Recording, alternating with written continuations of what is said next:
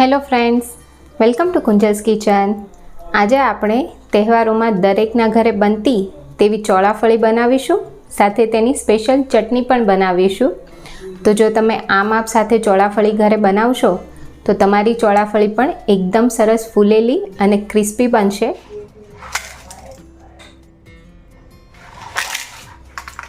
અને જો ક્યારેક ચોળાફળી લાલ થઈ જતી હોય તો એ પ્રોબ્લેમ પણ નહીં આવે।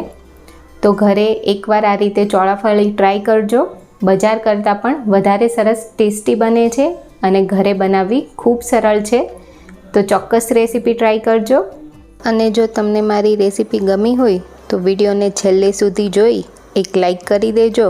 અને જો ચેનલને હજુ સુધી સબસ્ક્રાઈબ ના કરી હોય તો સબસ્ક્રાઈબ કરી બેલ આઇકન પ્રેસ કરજો। તો ચોળાફળી બનાવવા માટે સૌથી પહેલાં તેનો લોટ બાંધીશું। તો અહીં મેં 1 કપ બેસન લીધો છે। તો આની જગ્યાએ તમે ઘરનો ચણાનો લોટ પણ લઈ શકો છો, પણ એકદમ બારીક પીસેલો હોય તેવો લેવાનો છે। તેની સાથે જ અડધો કપ અડદની દાળનો લોટ લેવાનો છે। તો અડદની દાળનો લોટ પણ એકદમ બારીક પીસેલો જ લેવાનો છે, તો જ ચોળાફળીનું રિઝલ્ટ સારું આવશે। બંને લોટને એકદમ વ્યવસ્થિત ચાળી લેવાના છે। તો એકદમ સરળ માપ છે। 1 કપ જો ચણાનો લોટ હોય તો અડધો કપ અડદની દાળનો લોટ લેવાનો। તો તમે ઘરની કોઈ પણ વાટકીનું માપ સેટ કરીને આ માપ પ્રમાણે લેશો તો તમારી ચોળાફળી એકદમ પરફેક્ટ બનશે। તો અત્યારે લોટ સરસ ચડાઈ ગયો છે। હવે લોટ બાંધવા માટેનું પાણીનું એક મિશ્રણ તૈયાર કરી લઈશું। તો તેના માટે એક બાઉલમાં મેં 1/2 કપ પાણી લીધું છે। તો આ માપ પ્રમાણે 1/2 કપ પાણી લેવાનું છે, જેનાથી લોટ પરફેક્ટ બંધાઈ જશે। સાથે તેમાં અડધી ચમચી મીઠું નાખીશું। આગળ પણ ચોળાફળીનો મસાલો બનાવીશું, તેમાં પણ મીઠું હશે, એટલે મીઠું અહીં એ પ્રમાણે લઈશું। હવે તેમાં 5 ચમચી સોડા લીધો છે, જે રેગ્યુલર બેકિંગ સોડા આવે એ જ લેવાનો છે। અને તેમાં 1 ચમચી તેલ નાખીશું। તો સોડાનું પ્રમાણ વધી ના જાય તેનું ધ્યાન રાખીશું। અને મીઠું અને સોડા એકદમ સરસ પીગળી જાય ત્યાં સુધી મિક્સ કરી લઈશું। હવે તેનાથી લોટ બાંધી લઈશું। તો બધું જ મિશ્રણ આપણે લોટમાં એડ કરી દઈશું અને પહેલાં આંગળીની મદદથી લોટને ભેગો કરી લઈશું। તો આ રીતે કરવાથી લોટ હાથમાં વધારે ચોંટશે પણ નહીં અને વાસણમાં પણ વધારે લોટ નહીં ચોંટે। અને એ પછી લોટને બાંધી લઈશું। તો ચોળાફળીનો લોટ મીડિયમ કઠણ બાંધીશું। તો પાણીનું આ માપ લઈને લોટ બાંધશો એટલે લોટ તમારો એકદમ પરફેક્ટ બંધાઈ જશે। લોટ એકવાર સરસ બંધાઈ એ પછી તેને ઢાંકીને 10 મિનિટ રેસ્ટ આપીશું। હવે આપણે ચોળાફળી પર છાંટવાનો મસાલો તૈયાર કરીશું। તો અહીં મેં અડધી ચમચી લાલ મરચું પાવડર લીધું છે અને સાથે અડધી ચમચી સંચળ લઈશું। બંનેને પ્રોપર મિક્સ કરી લઈશું। તો આ એકદમ સિમ્પલ મસાલો છે, પણ આનાથી ચોળાફળીનો ટેસ્ટ બહુ જ સરસ આવે છે। તો એકદમ ચટપટી ચોળાફળી લાગશે આ મસાલાના લીધે। તો મસાલો પણ આપણો અહીં તૈયાર થઈ ગયો છે। હવે ચોળાફળી સાથે સર્વ થતી તેની એકદમ ટેસ્ટી અને સ્પેશિયલ ચટણી બનાવીશું।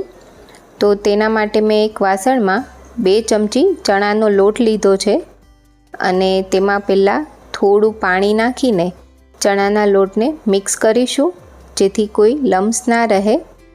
અને એ પછી તેમાં બાકીનું પાણી એડ કરીશું। તો અહીં મેં 2 ચમચી ચણાના લોટની સામે 1 કપ પાણી લીધું છે।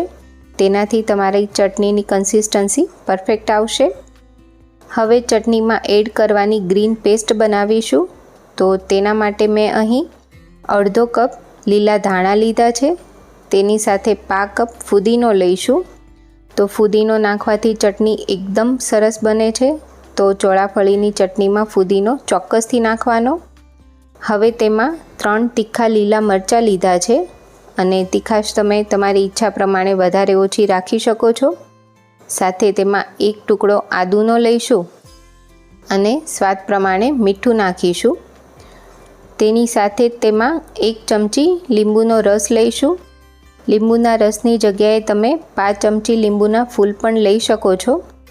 અને અહીં ચટણીને પીસી લઈશું. એ પછી તેમાં 2 બરફના ટુકડા નાખીને ફરીવાર પીસી લઈશું. તો બરફ લેવાથી ચટણીનો કલર કાળો નહીં પડે. બરફની જગ્યાએ તમે ઠંડુ પાણી પણ લઈ શકો છો. તો ચટણી તૈયાર છે. હવે ફાઇનલી સ્પેશિયલ ચટણી બનાવીએ. તો જે ખીરું તૈયાર કરીને રાખ્યું હતું ચણાના લોટનું, એ એક વાસણમાં લઈ લેશું અને તેને સતત મિક્સ કરતા રહીને કૂક કરી લેવાનું છે. તો સતત તેને ચલાવતા રહેવાનું છે, જેથી તેમાં કોઈ લમ્સ ના પડી જાય. અને 2 થી 3 મિનિટમાં જ એકદમ સરસ આ ખીરું કૂક થઈ જશે અને એકદમ પરફેક્ટ ઘટ્ટ થઈ ગયું છે. તો ચોળાફળીની ચટણીની કન્સિસ્ટન્સી આવી જ હોય છે. એકવાર આ રીતે કૂક થઈ જાય એ પછી ગેસની ફ્લેમ બંધ કરી તેને એકદમ સરસ ઠંડુ કરી લઈશું. તો ખીરું આ ઠંડુ થાય એ પછી તેમાં તૈયાર કરેલી જે ગ્રીન પેસ્ટ હતી તે એડ કરીશું. તો અત્યારે હું 3 મોટી ચમચી જેટલી આ ગ્રીન પેસ્ટ લઈ રહી છું. તો આ તમે તમારી ઈચ્છા પ્રમાણે વધારે ઓછી કરી શકો છો. વધારે તમને સ્ટ્રોંગ ફ્લેવર જોઈતી હોય તો બધી જ પેસ્ટ નાખીને પણ આ ચટણી બનાવી શકાય છે. તો ચોળાફળીની સ્પેશિયલ ચટણી બનીને પણ તૈયાર છે. હવે આપણે ચોળાફળીનો લોટ ચેક કરીએ. લોટને પ્રોપર રેસ્ટ અપાઈ ગયો છે અને લોટ સરસ સેટ પણ થઈ ગયો છે. હવે લોટને મસળવાનો છે. તો લોટ અત્યારે હું પ્લેટફોર્મ પર મસળી રહી છું. તો કિચન પ્લેટફોર્મને થોડું સાફ કરી લઈશું અને તેના પર 5 ચમચી તેલ લગાવી કિચન પ્લેટફોર્મને ગ્રીસ કરી લઈશું અને હાથને પણ થોડા તેલવાળા કરી લેવાના છે. એ પછી ચોળાફળીનો લોટ લઈ તેને આ રીતે મસળવાનો છે. તો અત્યારે જોઈ શકાય છે લોટને આપણે આ રીતે ખેંચીએ તો એ તૂટી જાય છે. તો તમે 2 થી 3 મિનિટ આ લોટને આ રીતે મસળશો એટલે એમાં એકદમ સરસ સ્ટ્રેચીનેસ આવી જશે, જેનાથી તમારી ચોળાફળી એકદમ પરફેક્ટ ફૂલેલી બનશે. તો લોટને આ રીતે સ્ટ્રેચ કરવાનો અને ભેગો કરવાનો, એ રીતે થોડીવાર માટે મસળી લઈશું. અને લોટ મસળાય એ પછી તમે તેનું ટેક્સચર જોઈ શકો છો. એકદમ સરસ સ્મૂધ લોટ થઈ ગયો છે. અને જો તમને આ રીતે લોટ મસળતા ના ફાવે તો તમે હાથમાં પણ લોટ મસળી શકો છો. આ રીતે લોટને ખેંચતો જવાનો. તો 2 થી 3 મિનિટ આ રીતે મસળી લેશો તો પણ તમારી ચોળાફળી એકદમ પરફેક્ટ બનશે. તો લોટ ટીપવાની ઝંઝટ વગર તમે ખૂબ સરળતાથી ચોળાફળી ઘરે તૈયાર કરી શકો છો. લોટ મસળાઈ જાય એ પછી તેમાંથી આ રીતે લાંબો લોક તૈયાર કરી લઈશું અને પછી એક સરખા લુવા કાપી લઈશું, જેથી ચોળાફળી એક સરખી બને. એ પછી બધા જ લુવા આ રીતે વાળી લઈશું અને અહીં મેં મીડિયમ સાઇઝના લુવા વાળ્યા છે. તેમાં 5 ચમચી જેટલું તેલ નાખીને બધા જ ચોળાફળીના લુવાને તેલથી કોટ કરી લઈશું, જેથી તે સુકાય પણ નહીં અને ચોળાફળી વણવામાં પણ ઇઝી રહે. એ પછી ચોળાફળી વણી લઈશું. તો મેં એક લુઓ લઈ તેને ચોખાના આટામણમાં રગદોળી લીધો છે અને પછી વણી લઈશું.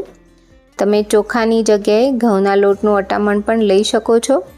અને બહુ જ ઓછું અટામણ લઈને ચોળાફળી વણીશું અને મીડિયમ થીક વણવાની છે. બહુ જ પાતળી પણ નહીં અને બહુ જ જાડી પણ નહીં, તેવી આ રીતની ચોળાફળી વણીને તૈયાર કરીશું. અને જો તમને તેના પર લોટ વધારે લાગતો હોય તો આ રીતે હાથથી થોડો ખંખેરી નાખવાનો. અને આવી જ રીતે મેં અહીં બધી જ ચોળાફળી વણીને તૈયાર કરી લીધી છે અને તેને 7 થી 10 મિનિટ જેવું આ રીતે ખુલ્લી રાખીશું. એ પછી તેને કટ આપીશું. તો તમે આ રીતે લાંબી પટ્ટીઓમાં પણ કટ કરી શકો છો, અથવા તો ચોળાફળીને આ રીતે બંને છેડાથી કટ નથી કરવાની, બસ વચ્ચેથી જ લાંબા કટ આપીશું. તો આ રીતે પણ ચોળાફળી કટ કરી શકાય છે. તો તમે તમારા ઘરમાં જે રીતે થતી હોય એ રીતે કટ કરીને તૈયાર કરી લઈશું. અને એ પછી ચોળાફળી તળી લેવાની છે. તો એકવાર તેલ સરસ ગરમ થાય એ પછી ગેસની ફ્લેમ મીડિયમ રાખી ચોળાફળી તળીશું. તો ચોળાફળીને તળાતા બિલકુલ વાર નથી લાગતી, માત્ર 30 સેકન્ડ જેવું થશે અને એકદમ સરસ ક્રિસ્પી તમારી ચોળાફળી તૈયાર થઈ જશે. ગેસની ફ્લેમ મીડિયમ જ રાખવાની છે. જો હાઈ ગેસની ફ્લેમ રાખશો તો ચોળાફળી લાલ થઈ જશે પરંતુ એ ક્રિસ્પી નહીં થાય, સોફ્ટ જ રહેશે. એટલે આ રીતે ચોળાફળી તળીને તૈયાર કરી લઈશું અને તેના પર તેનો સ્પેશિયલ મસાલો છાંટીશું. તો ચોળાફળી ગરમ હોય ત્યારે જ તેના પર મસાલો છાંટતો જવાનો છે. અહીં મેં થોડી સ્ક્વેર શેપની પણ બનાવી છે અને આવી જ રીતે બધી જ ચોળાફળી તળીને તૈયાર કરી લઈશું. તો એકવાર આ રેસીપી ઘરે ચોક્કસથી ટ્રાય કરવા જેવી છે. બહાર કરતાં પણ વધારે ટેસ્ટી ઘરની ચોળાફળી બનશે. તો જો તમને મારી રેસીપી ગમી હોય તો મને કમેન્ટમાં ચોક્કસથી જણાવજો. સાથે ચેનલને સબસ્ક્રાઈબ કરી બેલ આઇકન પ્રેસ કરજો. Thank you.